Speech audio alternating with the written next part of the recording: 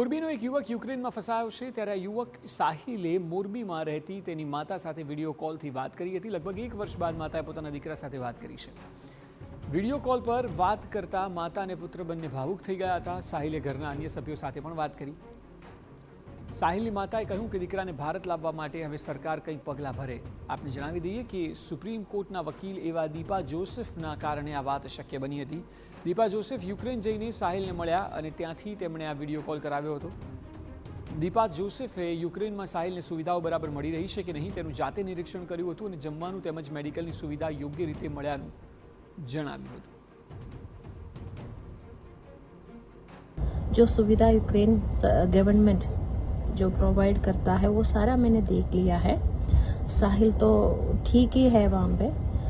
उनकी फूड, उनकी medication, medical facilities and सारी सुविधा जेल के अंदर ही प्रोवाइड किया जा रहा है।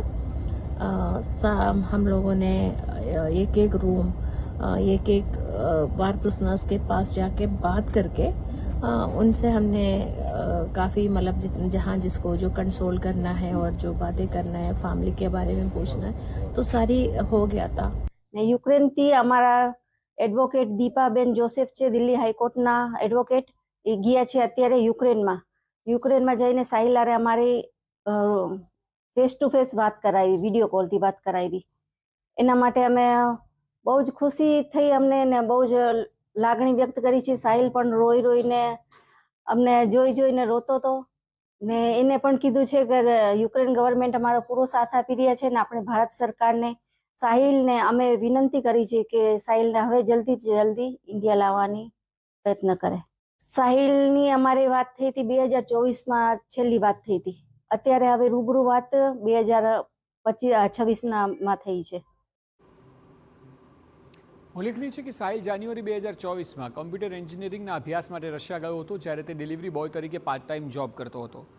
સાહિલનો અગાઉ જે વિડીયો સામે આવ્યો હતો તેમાં તેણે દાવો કર્યો હતો કે ડિલિવરીના પાર્સલમાં એક દિવસ ડ્રગ્સ કોઈએ મૂકી દીધું અને ખોટી રીતે ડ્રગ્સની ડિલિવરી કરી હોવાના કેસમાં તેને ફસાવાયો।